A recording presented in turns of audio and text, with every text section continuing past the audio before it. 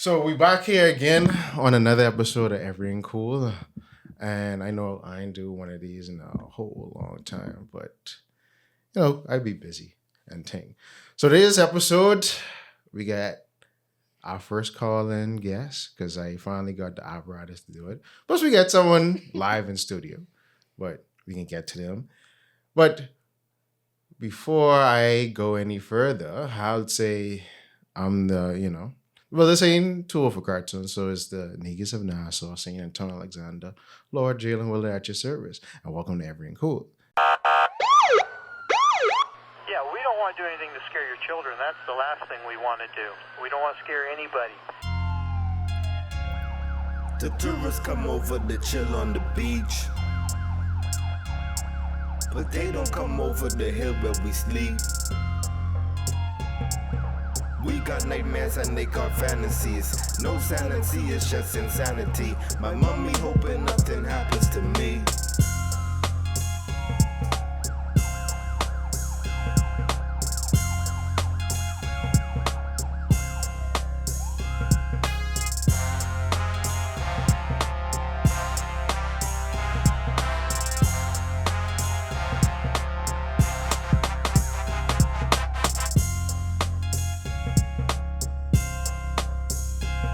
So let's introduce our guests. We have Miss Charisma in the building. Charisma, introduce yourself. Okay, well, my name is Charisma.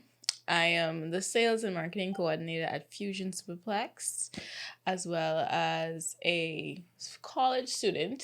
And Are you in college? Yes, I'm in college. I thought you was a working woman. I'm a working woman struggling to get this degree. I am actually studying marketing. And so with the hustle and bustle, and I do love anime. I'm not going to say gaming because I don't want y'all to come for my throat, but I like anime, so. Okay, and then our next guest to call in, we have Dre. Please introduce yourself, Dre. Yeah, happy to be here. This is Dre Foster, the CEO of Gameheads, the organization that helped put on Inferno, was responsible for the stream and everything. Okay. How's everybody doing? We're good. We're here. So I was saying, that's good. I was like, I always like to have interesting interviews and sort of get behind the scenes of things to say. So we all know that sort of the gaming culture scene is something niche and very new to BAME society. So why not do something better and get the people behind Inferno? So, but before we go, I always like to do a little tradition on this show. So y'all got to give me, each of y'all, our Bahamian, we have the segment called the Bahamian word, phrase, or saying of the day. And I'm going to extend that to both of y'all. Each one can give me a phrase, saying, or a word, however y'all feel. And don't say when mother's sick or some of the more well-known things. Let's see what you could come up with. Just a Bahamian name? Just a Bahamian word? Yeah, or phrase or saying. Well, this is a new phrase. I don't know if y'all know about this phrase, but you ever had the term sweet jam? Like that's a sweet jam. Sweet jam. That's my new favorite word. Like, okay, so what's what that exactly mean? So like you haven't like guys be like, oh, that's a fine girl. Like that's a like girl. My jam. Like, yeah, that's my movie, my jam. Yeah, so they say like sweet jam, like she pretty, she cool. All right. That's my new favorite. Andrea. Oh, you're asking an American for a Bahamian phrase, but, well, you're honorary. I'll say. I'll say black crab. I like to use that a lot when I'm playing with some of my friends online. They're jealous of my gaming skills, and so I just call them black crab. Just get better. Oh yeah, like black crab syndrome. Black crab syndrome, exactly. All right. Well, you can eat black crab. You just gotta make sure it clean out first. Good, yeah. Yeah. All right. So let's start with you, Dre. So tell us what I guess because this wouldn't been Gameheads' first tournament at Fusion. So sort of give us what the behind history of the making Gameheads and approaching Fusion to host gaming tournaments. Yeah, so Gameheads itself has been in operation for, I'd say, around 5 years, but maybe a bit more, 5 years and change. The original creation of Gameheads really came from 3 different organizations. It was mine, which was Cult, with a Caribbean Ultimate Legends tournament when I started back in 2019, just by myself and with Noah. And then Michael, my partner, he had Esports Bahamas, and Jeffrey Pierce, my other partner, he had BNL, which is the Bahamas National Esports League. So we were all operating sort of in the same sphere and same area, but not together. Right? We were all on our own, and we sort of just came together and we're like, hey, it makes sense for us to work together. We had conversations. We wanted to go in the same direction, and we had the same ideas, and we thought it would be a really good idea for us to just, compound all the talents and the passion that we have for esports and gaming in general, and do that in Bahamas and create Gameheads. So which was Michael's idea, actually, originally, the name for that. Okay. So was the Island Royale the first tournament, or that was like just one of the first? Oh, no, we did. No. So the first tournament we ever did was a Fortnite tournament at King of Games, which was a place at that small gaming and comic book store out east. Okay. We did our first event there. It was small. We only had about maybe 8 people come out to that first one. And we grew from there. We did a few events throughout Nassau, one at the Underground Bistro downtown. We had 7 ships.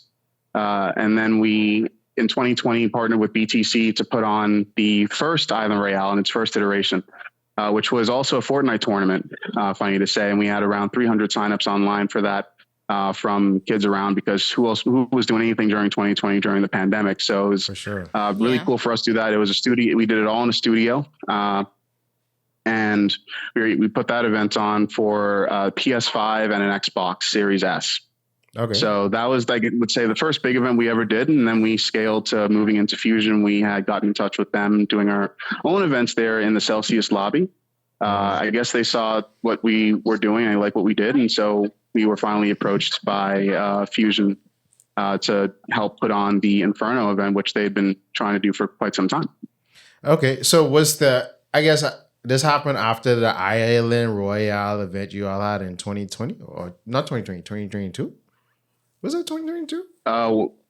It was, so the Island Royale. So the funny thing, so it's weird because Island Royale is basically 2 different events. We did Island Royale, and that was originally actually just a battle royale event that was named for Fortnite. Okay. Right, so we called it the Island Royale. And then we were able to get the events going in Fusion. We did about 3 of them in 2021, 2022. I think we did one in 2023 as well.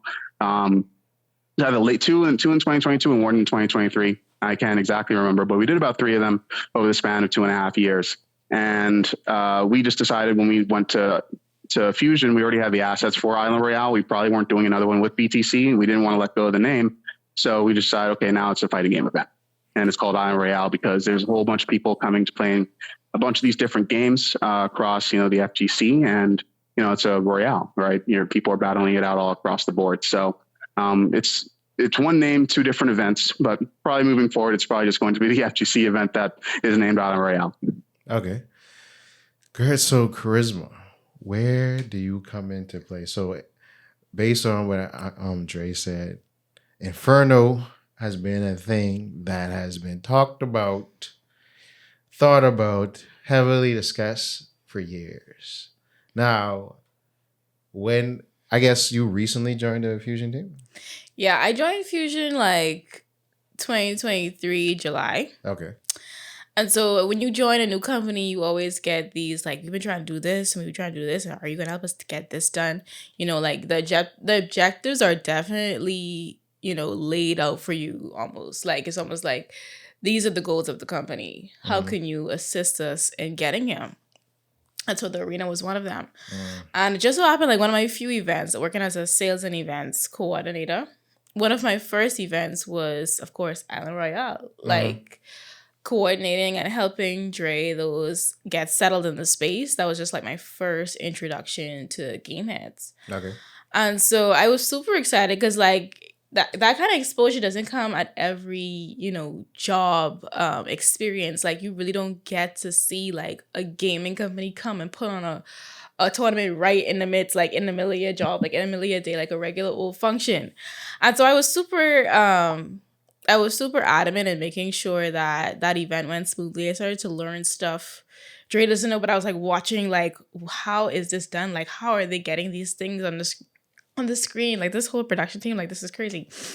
And so when the time was winding up for us to actually complete the arena project or start the arena project, actually, my first inkling was like, we need to connect with these Gameheads people again. Like, we need to get them, like, their experience as a whole can like triple the value of what we're trying to put on.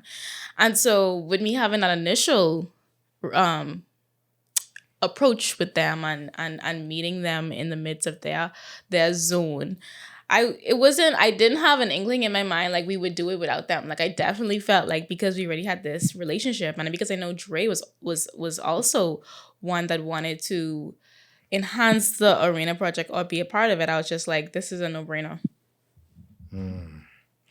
So what's the distinction? Because I think, actually, let me go back to the two-shot, because you're wondering how I got involved inside this.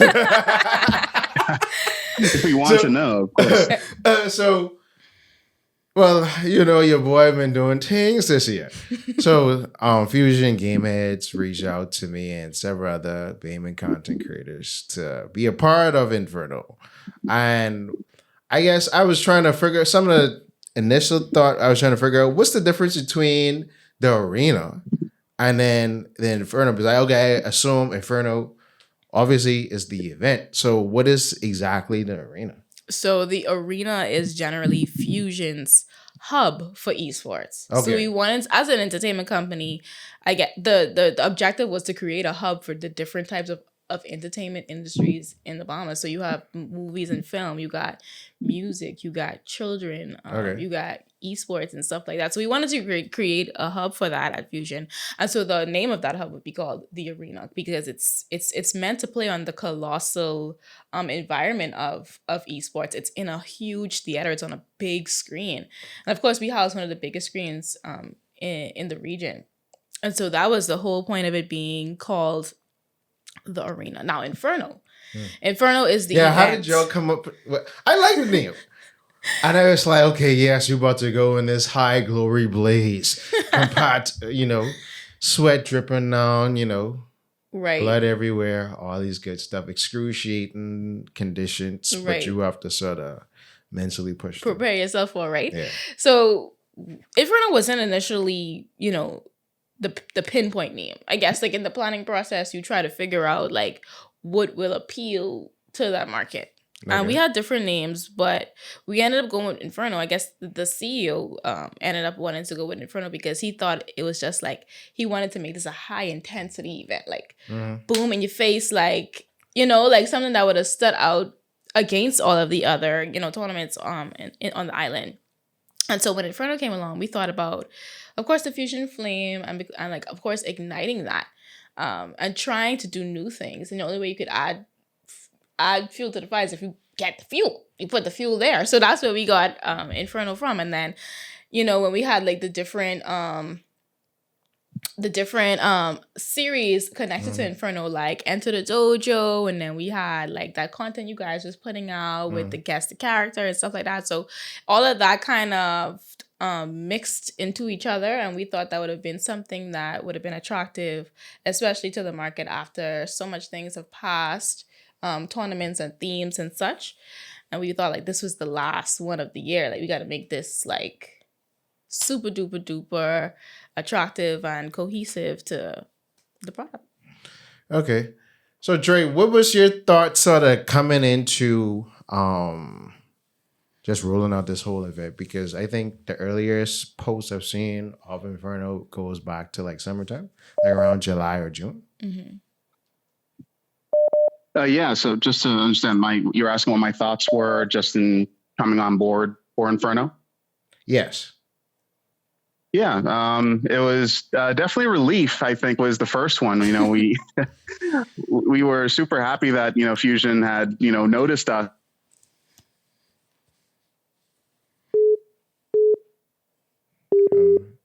Was he disconnected? Yeah. Hey, Drake. Hello. I turned. Drake, you still there? Oh, it looks like I got disconnected there. Can you guys still hear me? Yeah, you can go ahead. All right. Sorry about that. Yeah, we were super happy for the opportunity to do the event. It was extremely exciting for the entire team as a prospect. So already we had tons and tons of ideas for what we wanted to do with it. That Fusion would allow us to do with the brand itself, as well as with future stuff, and how far we can really take this. And when we met with the team initially, we were really happy to see that the vision was the same across the board. It definitely was. I guess Justin stepped out for a bit, but like just to play on what you were saying, Dre, that feeling of relief, like finally it's happening, finally we get the ball rolling, was a mutual feeling. Like I definitely feel like the arena, like we were speaking about, was something that we were trying to put on for since inception. And so then that the years roll by, maybe 6, 7, 8 years later, everybody's just like, oh, thank God. Like, finally, we get this goal off the table. Finally, we hit this. Yeah, for sure. And we know that just going off with this first one, just the prospect of it, that we'd be able to do more in the future and have this grow. I think the overarching goal of everybody that we had found in those first meetings within Fusion was that this was going to be an event that's going to happen every single year, be recurring. We're going to grow this and build this into something of an Evo in paradise, right? Or an Evo in the Bahamas. Most definitely. But hold on. Y'all said something interesting. Charisma in the studio right now saying, "Wait, that's way just." But did y'all because y'all said the Evo, and I think a lot of things we try to replicate in countries, we sort of take certain models. But because I heard a lot about y'all traveling to Evo this past year. Dre, did you go to Evo with them as well?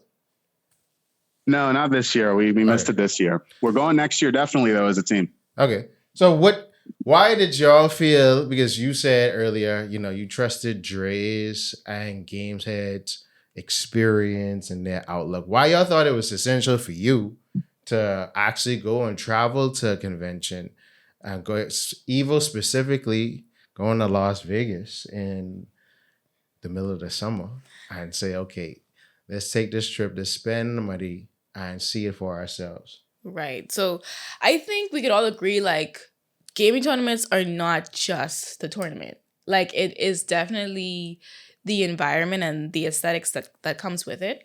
And I think that we chose Evo simply because it's one of the largest that we've ever, researched. And we wanted to know what feeling are we trying to give off to the consumer? What feeling are we trying to give off to the persons who are interested in this sort of thing? And then with that came the planning process. And so we had to pick up some nuggets from that experience, just knowing how, yes, we did trust Gameheads with their organizational structure. However, we still wanted to know what it's like, and that almost colossal or grand scheme type of event that Evo put on. How can we execute something like this in Nassau, Bahamas? How can we actually put on something that makes people go like, ooh, nice, in the Bahamas with our space? And I feel like to elevate our space, we felt it was somewhat required of us to know what it's like to be in this kind of environment. And I think that the team, we kind of lacked like that little oomph or that little excitement behind esports. And so we had to experience it for ourselves just to truly appreciate the value it brings to gamers. So both of y'all can sort of chime into this. So what is it for the audience out there? What is it like to actually go to one of these gatherings, conventions, especially Evo, which is like one of the biggest events of its type in the world? Dre, you can go first. Yeah. Yeah, I mean, it's amazing. There's no experience like it, right? For those who are into video games, those who are gamers, there's never really been a space, or this area where you can go and see the community of gamers across the world, where they all come to watch and also, play against each other in these games that they all love.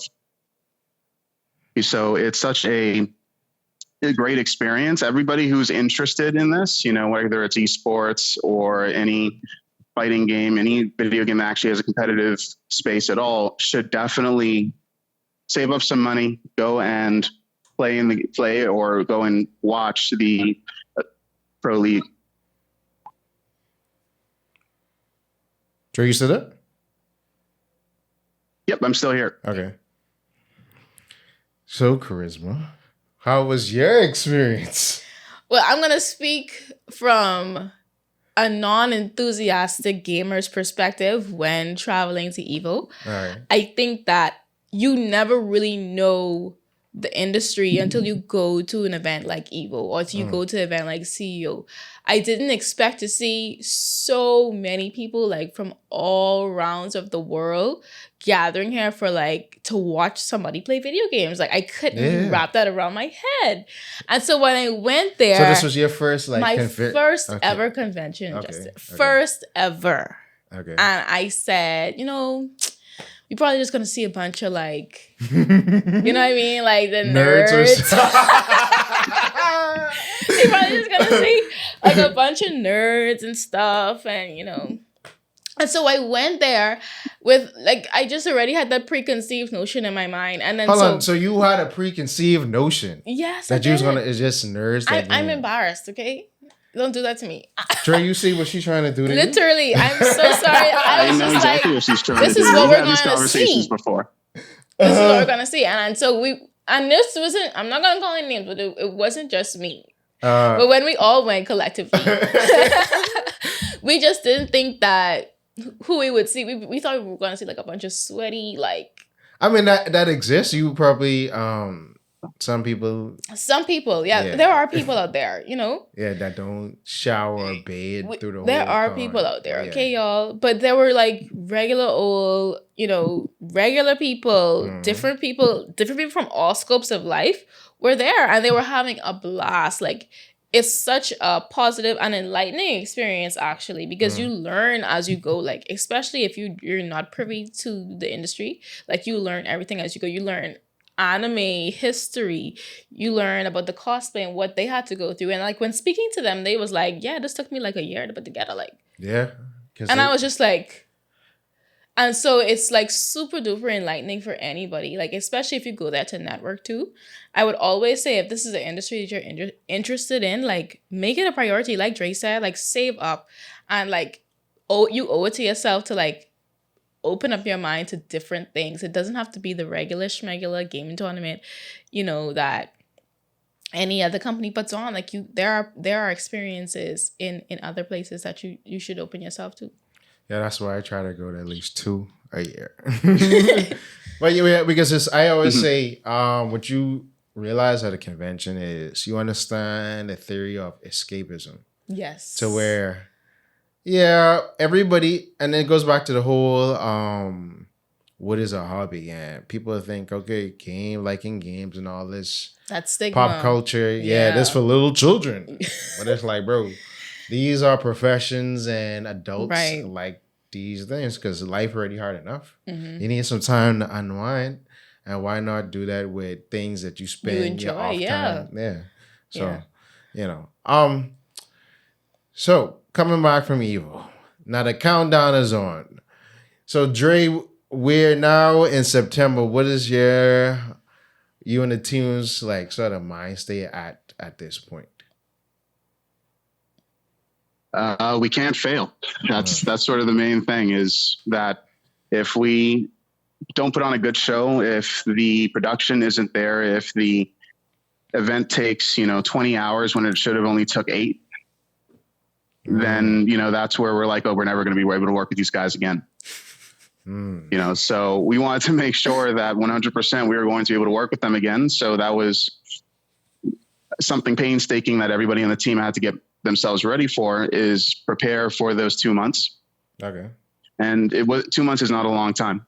And no, it isn't. And time really flying. Surprise 2024 over already. Yeah. Exactly. Just about. So, and then, okay. Yeah. So, go ahead. Yeah. So the process was, very meticulous, making sure, because we never done anything on this stage before. So even from testing in this theater was a gargantuan task, right? Making sure that everybody was there at a certain time so that we can get this test going before any movies were coming out, because we were using the theater. And all of the equipment that wasn't actually made for this type of event needed to be adapted to what we were trying to use and the technology we were trying to use for stream, as well as those in the audience live. Yeah. I know I was speaking with Cam through a lot of this, and he was telling me some of the things that was happening. And I was like, up to the day, I was like, y'all get it straight yet, bro? It's like, yeah. Like, we got it sorted. So I'm like, all right, good. That's good to hear. But I would say, like, coming into... He would say that, but... Listen. It would not be the truth. Because coming into the theater... Cam being Cam. For sure. So because coming into theater and seeing a game on this big screen, it's like, yeah, I can actually sit there and watch people play game. And you're comfortable, and then you have the whole surround sound effect, and it must be. I mean, I don't know if the participants actually sort of got to enjoy the environment. The enemies, obviously, you under pressure, you're trying to win, but probably like a more casual play.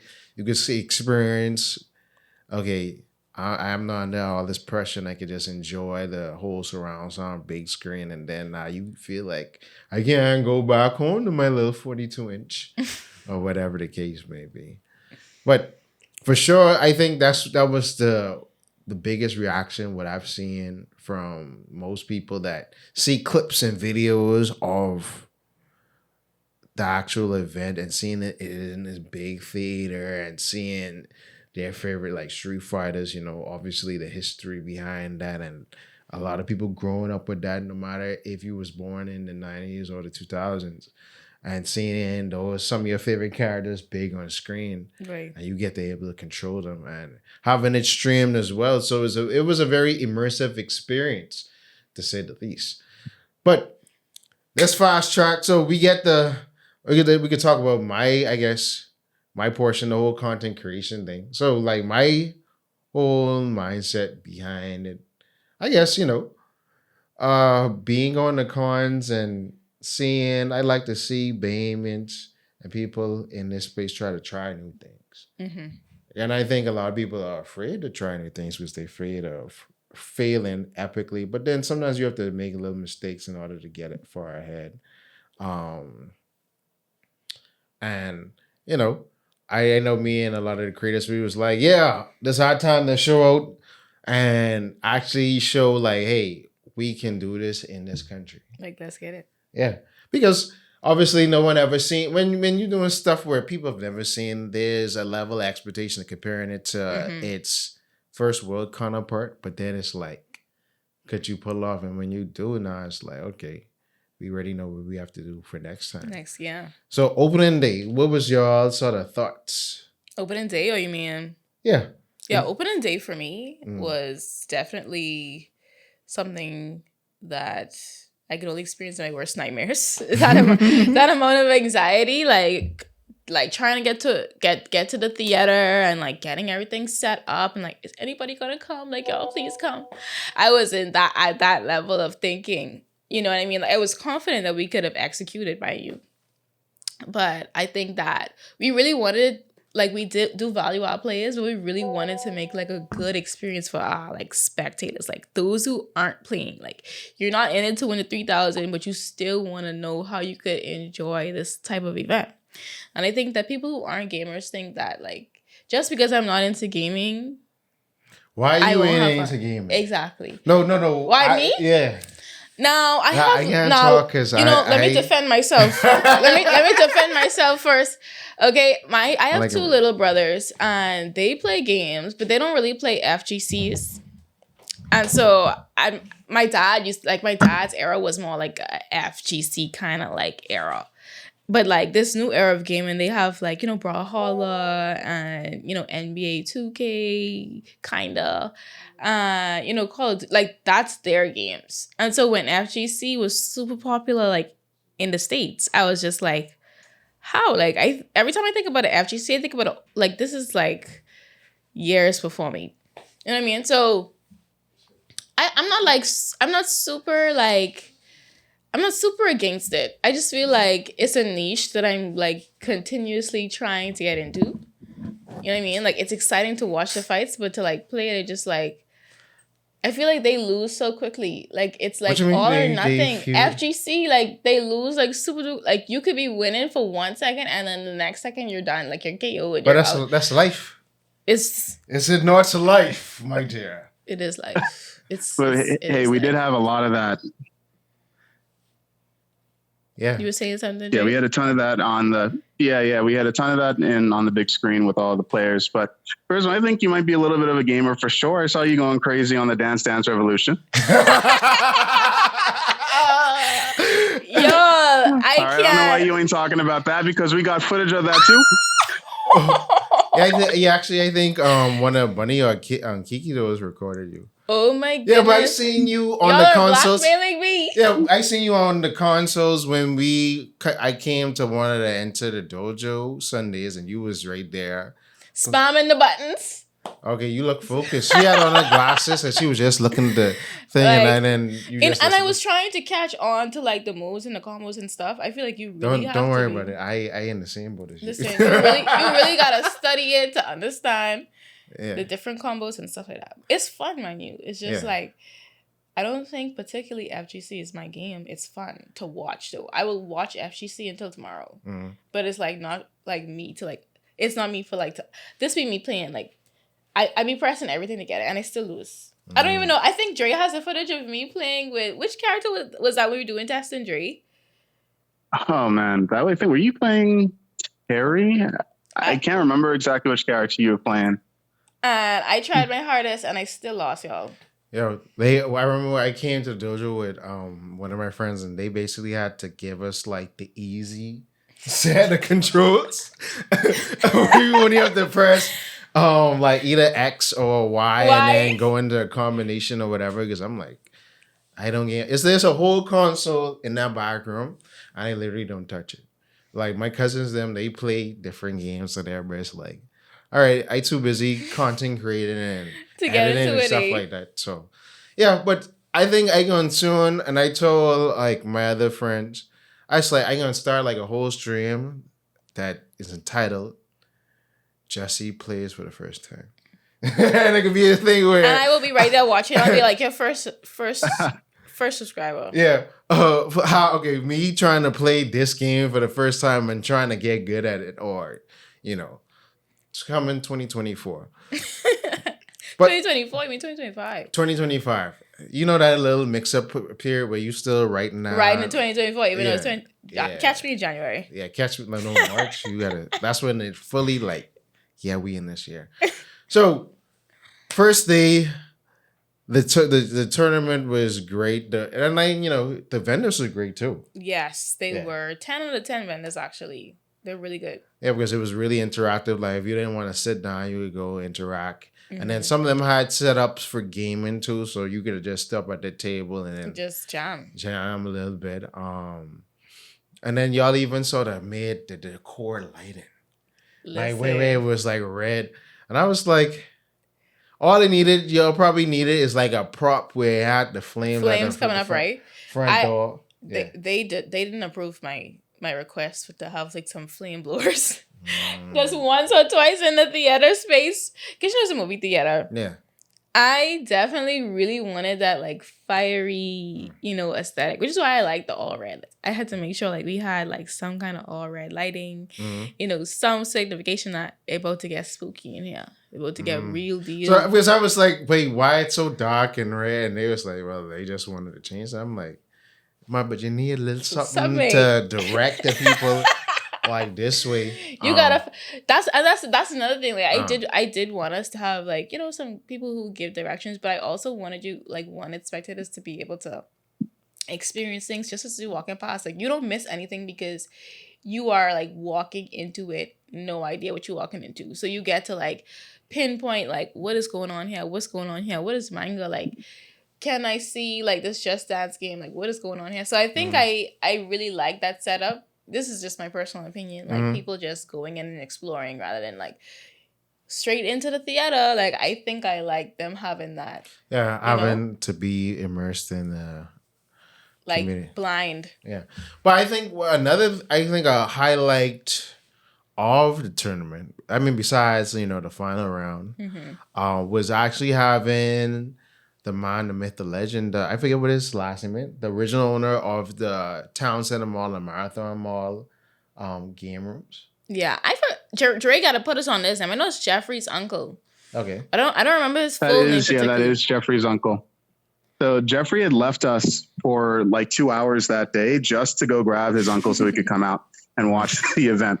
The entire team was like, "Where is Jeffrey? No one's hearing from him." And then he shows up with him and he's like, "Hey, we're going to put him on stream for an interview." Yeah, because it's like, okay, I guess we're doing that now. No, but he is a legend. Like I remember, I used to just go to the mall while my parents would show up just to be like, "Yo, I go into the game room and I go and I play Teenage Mutant Ninja Turtles or like Capcom versus Marvel when it was there." I remember specific spots and like people was in there.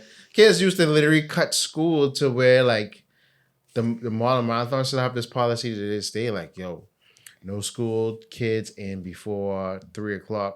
And it got so bad because they used to duck like R.M. Bailey and C.I. Gibson and C.H. Reeves. They used to duck school to come just to go to the mall. Yeah, go to the game room and play. And then, you get the tokens, you get lost in the era. And then, us right now, we operating off of nostalgia. So it's like that whole game room, ASMR, all the lights flickering and, just takes you back. And then eventually it moved to the Town Center Mall, which I think didn't get as much traction. I mean, yeah, you still have people coming to the real game heads, but I think us in Bahama Society, we always was thriving for a meeting place to where we could all commune together.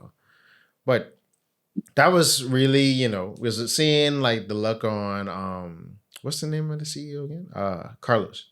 Mr. Folks, yes. Like seeing the look on his face, like, yo, I remember I was in the game room and now I got I'm the CEO of Fusion and we got the big game on the big screen, like a full circle moment. Literally. With Eddie Magasso, his reactions to, because it's like those key moments play a pivotal part in your development as a human being. So moving to Saturday happened. You know what I like too?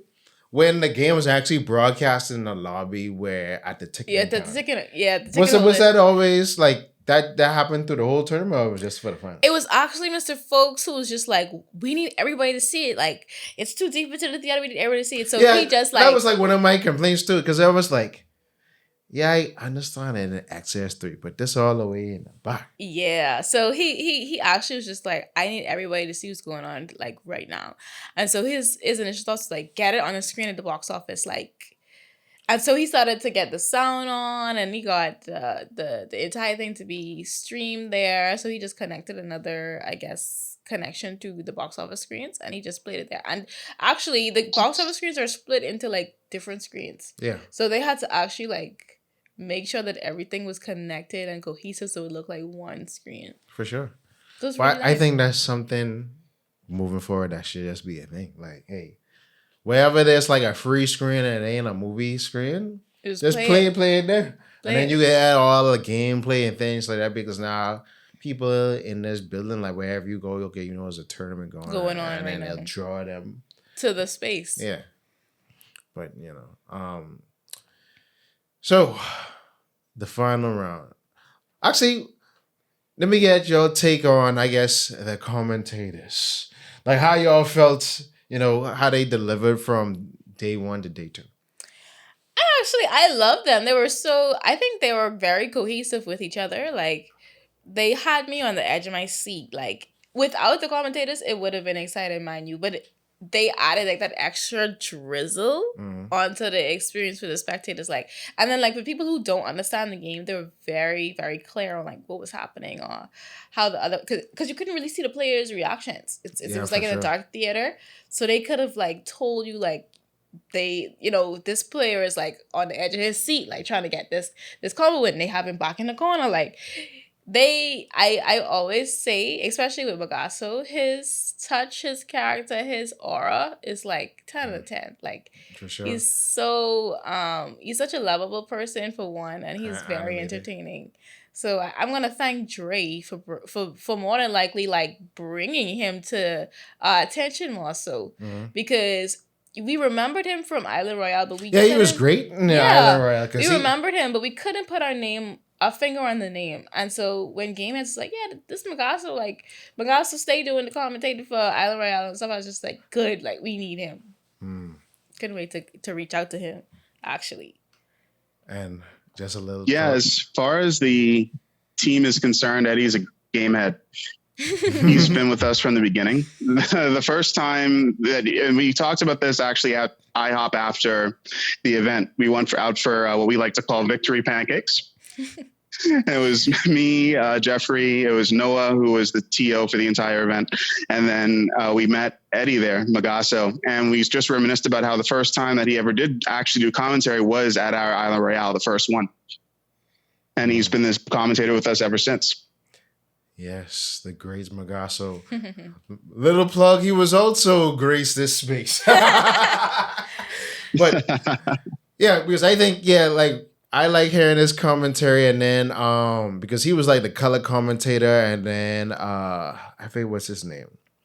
Who was on with him? I know Lucius was on with him. And Timmy. It was Kage. Kage was like giving you X's and O's. Yes. And more like the technical, so it's like, you know, it was a blended commentary, and it's like he was on that GC like, oh my goodness, what's about to happen? Right. You know, because I know I was when Pojo and Pojo and Bunny was on stream, I was sitting next to them for like hours, and they had, you know, it was coming from like Pojo wanted to be more like fun fact. And Bunny was just giving like raw reactions. So I like their time when they was on the stream, because everybody have their own little style and how they see it from their reaction. You know, because I was thinking to myself, what if I was commentating? I'd have to bring my cowbell and start jumping up and down. Jumping away. yeah. Even though I don't know exactly what's going on, but hey, we got to make this entertaining. But so what I think was really powerful about the tournament was the prize money. You see, y'all wasn't giving away no little bit of money. Y'all was giving 3 months rent and thing, 4 months rent and thing.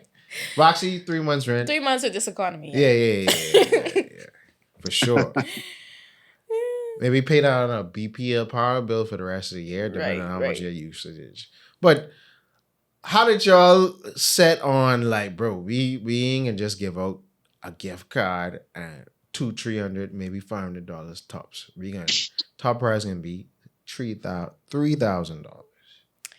I think the executive board was almost like money motivates people. Like we really wanted to know, like, can we get more than the top players to come out just seeing this prize pool? And so we got the top players. We're still trying to get at it, see if we could get some more. Those who aren't specifically in the spotlight, but they love playing the FGC games. We definitely wanted to bring those people out. But we're still gonna keep trying for the next tournament. Wink, wink. Is the goal for this to have a track in the international audience as well?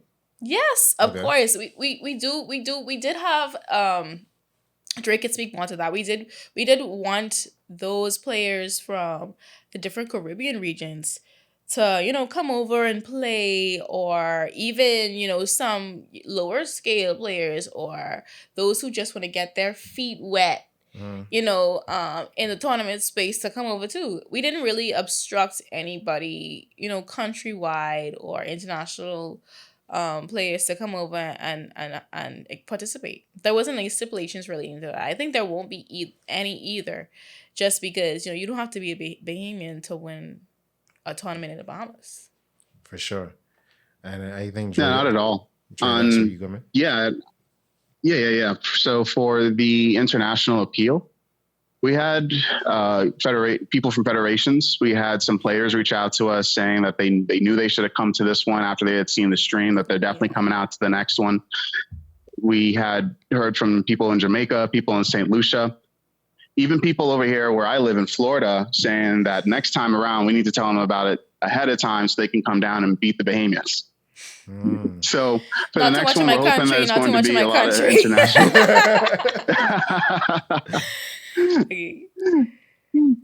So we'll see. But the event, you have always wanted a lot of international appeal.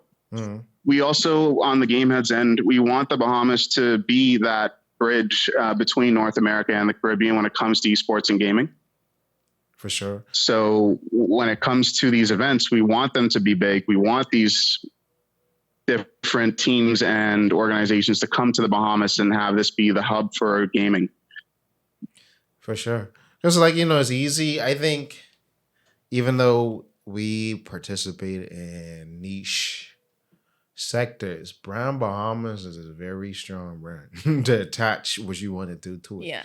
And if you want to carve wood, and you said the Bahamas Wood Carving Conference or whatever, people can come just because it's here. Literally. And location is the name of the game. So for sure, because I would love for a day that I could wake up and then be like, okay, this big gaming conference tournament going on, and it's thousands of people, thousands of dollars coming into our economy, and to where people can take advantage of the extra commerce that is going on. And then also other opportunities, because I think in this digital space, we don't have to be our traditional, I guess, jobs and things like that. Because I know, Charisma, probably 10 years ago, you never thought of, hey, I'm going to be hosting gaming tournaments. First of all, 10 years ago, I was 13. Wow. So just to let y'all on some insight there, just to be very young in the game, getting into it and thinking about all of those who's never thought that this could even happen over here was almost inspiring for me, because you never know when God placed you in certain positions, the impact you could have. For sure. On a grand scheme of things, but not only gaming, just to be frank. I have been placed in positions about just corporate and marketing, and gaming is just one of those things I just want to keep on my little pouch. I just want to keep those different experiences and let other people know you don't necessarily have to be a part of gaming to want to grow the industry or enhance the industry. Yeah, for sure, because you need people like y'all described earlier. You need people who actually understand technical things and how to put this on this projector stream, how to stream. Okay, what kind of cameras and lighting will we need for next time? Right. To how proper, we want to light the characters and have a camera and send this feed to this, and how much processing speed and bandwidth we need to send this up to air in real time. So it takes more than just people who interested punching in buttons and waving around control sticks to put on something like this. For sure. So, Dre, what is the future for Gameheads and the expansion of, I guess, everything y'all have to offer? And then also the relationship with Fusion. I saw, y'all made a post recently signing big contract. Multi-million dollar contract.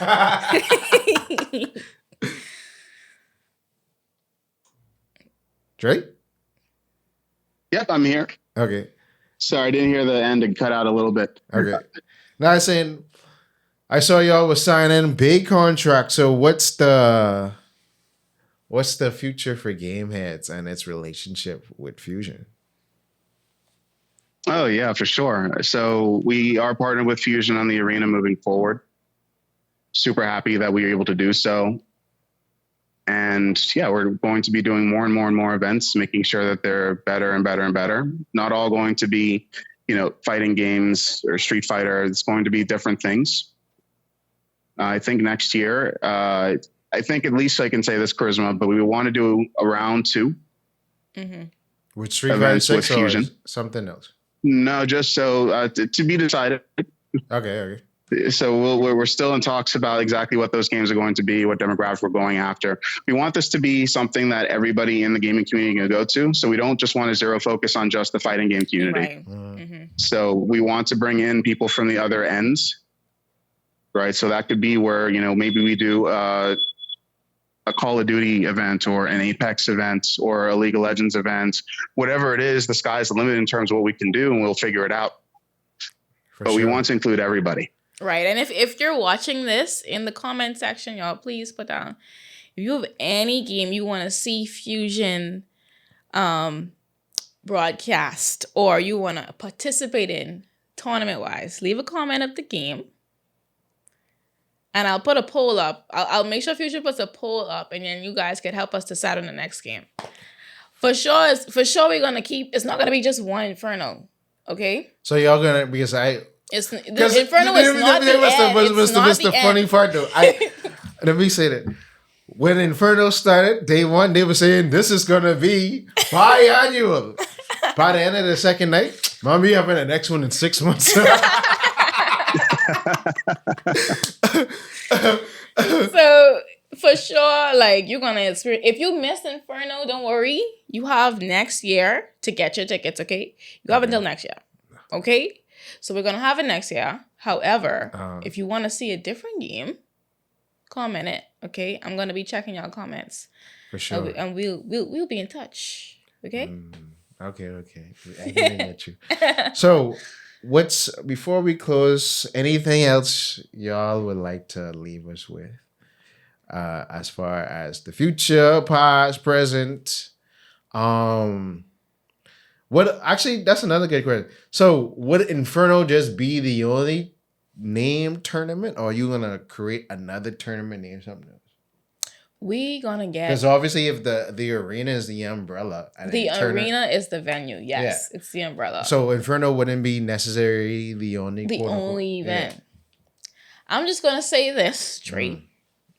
We have things in the works. Okay, we have things in the works for those who interested. We have movies for those who like movies. Y'all ever heard that before? Okay. Yeah. So we're thinking about that. We're thinking, and with this partnership, we do want to keep things very aligned with what our participants or viewers would like. And so with that comes planning. With that comes understanding the market, understanding what's popular at a certain time. And so we will have events. Okay? That's all I'm going to say on that. Dre? Absolutely, yeah. To jump on that. I will say that the structure of what we're looking at for the event is, we want to do 2 big events every year at the very least. One in the beginning of the year, one towards the end of the year. We do like the model of Inferno happening every year because we do want to replicate that Evo in the Bahamas that we talked about at the beginning. So we're not leaving the fighting game players behind by any means. Every single one of the executive guys at Gameheads are fighting game players. So by no means are we going to be leaving that behind. But we want to definitely, for like the other event that we're going to be having in 2025 and a few others in 2026, is other games and try out these other communities and bring people in. Yeah. Because I remember Eddie, when I interviewed him 2 years ago and we casually talked, was saying like, there is different sectors that have a more passionate base than others. For instance, it was like the first thing I was thinking when I was in Inferno, I was like, bro, I ain't gonna lie. It'd be solid to play like 2K or Madden on this screen. But then it's like, that would bring out a lot of the casual fans. I would be like, okay, I really be jamming Madden or 2K, like online or whatever. So let's go, like, in the sporting games or even FIFA. Right, I was just gonna say that. Or like, the Smash community is heavy. And y'all Smash for people. Sure. Yeah. I commend y'all. Y'all never give up on this game. Like y'all ain't never giving up on this game. So like, you know, those are always big. So I guess it's just really seeing what people gravitate to and then just going from there. That's all it is. Yeah, we want to grow the community as much as possible and bring everybody in. So we want to diversify. Okay. But I think sports type of tournament can sell off. Every time I tell like a family member or a friend, like, oh yeah, we're gonna have like a FGC tournament, we're gonna have like Inferno. It was like, so when y'all doing Call of Duty, like when y'all doing NBA 2K, I'm like, come on. I think with NBA 2K, I think Dre was speaking to me, or was it Dre? Somebody from Gameheads was speaking to me on like the barriers to entry with 2K and Madden, these sports games. Like you'll have to create the teams and then you'll need so much more equipment because I know it's almost like a journey type of game. Yeah, no, like you could play as a player. I mean, I guess you would sort of customize it the way you play as all the players, or it's a 5-on-5, so it's 10 players at the same time. Right. So it's like, so you'll need so much more equipment to put on certain tournaments like that. Yeah. So with the growing product like the arena, we want to execute these things, but you know, you have to be a part of our process. You have to support us while we're in this little growing stage, while we're a baby seed until we get to this big ginormous tree. We got to do certain things until we get there. You know what I mean? Also, I was going to ask too. So what I think continuing the dojo to be somewhat of a weekly or bi-weekly or monthly thing would be a great idea to have people, because that's like, it'd be cool, like, you know, Sunday people ain't doing nothing and then they could just come pull up and jam. They just play. Yeah. Or whatever. And then that way, that way you would, it would be easy to market it, because it's like we always playing game. If viewers knowing they about to have this tournament on this specific day, all right, we can just go to that. Just pull up on us. Pull up on us. Yeah, well, I'm happy that you said that, because I'd like to announce that we will be doing that. This is an exclusive. December. Oh my goodness! I wonder if Dre wants to tell them yet. Charisma, I didn't want to put you on the spot right now, but you know, I figured we could plug it while we have the space and time to do so. But yeah, it's definitely something that we want to do. Yeah. When it comes to community stuff, we don't want to leave the community behind, right? We don't want to just do one big event and then just go back into the back cave for like half a year and be like, all right, we have another one, and then we lost all the people that we gained for the first one. You know, so we want to keep them consistent. We want them to get to know the people at Fusion. We want to get them to know the game heads as well and have it be a real community. And I think Fusion is the best place for us to do so. Right. So that's why we want to do them. Dre. And we want to foster relationships too, because I feel like a lot of the times people have a hard time connecting to bigger companies. Yeah. They have a hard time connecting to the corporate people, like, and we're not so bad. We still have, that yearn to go out and grab and go out and try to make these relationships with those who are interested in the industry. And you never know what can come out of this networking experience. You never know. You might be a part of the Fusion team for the next Inferno.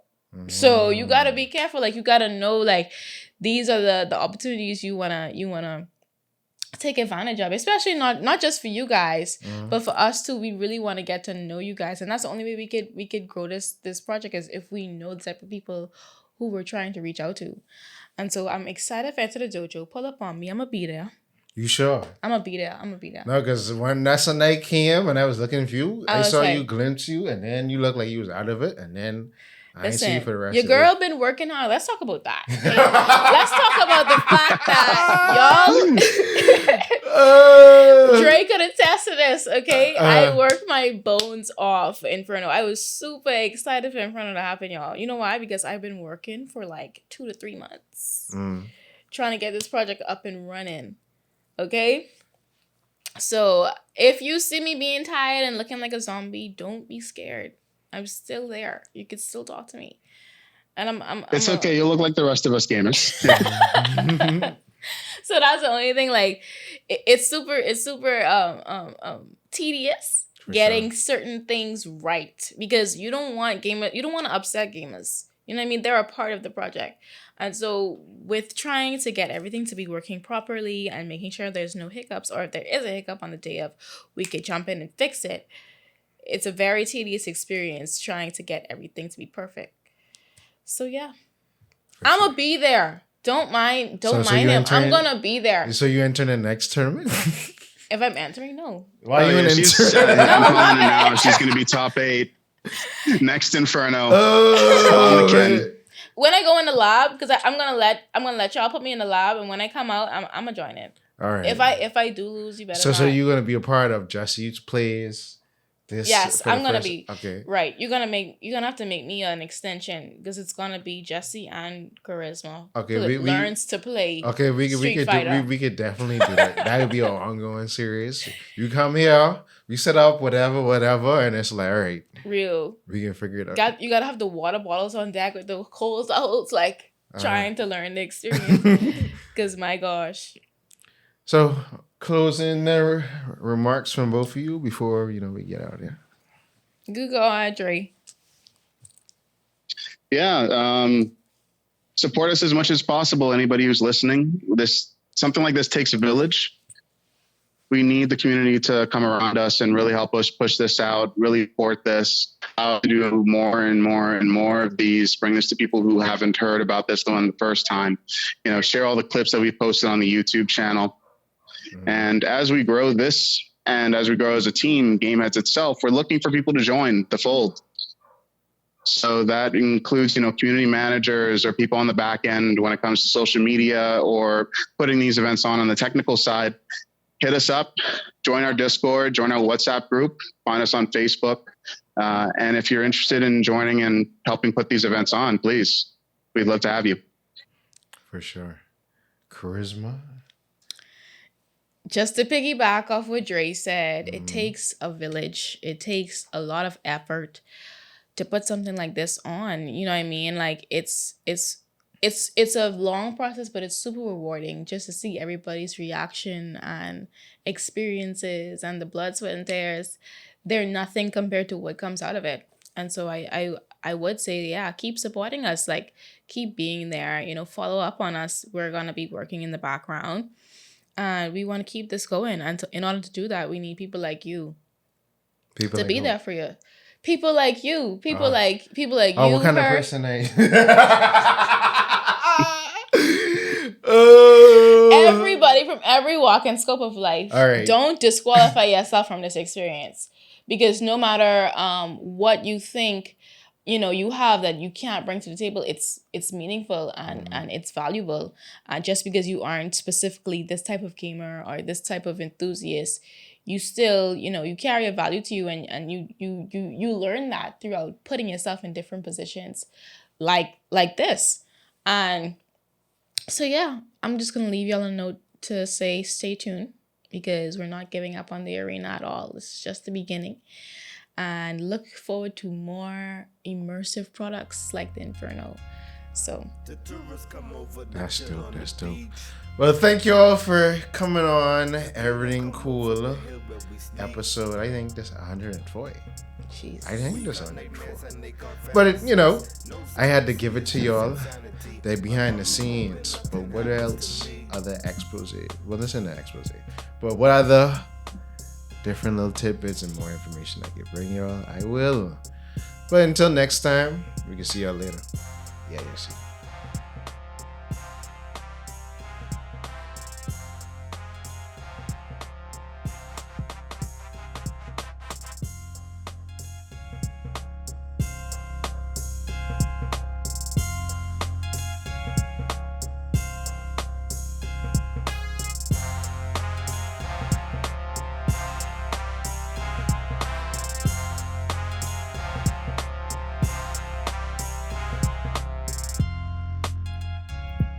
The tourists come over to chill on the beach,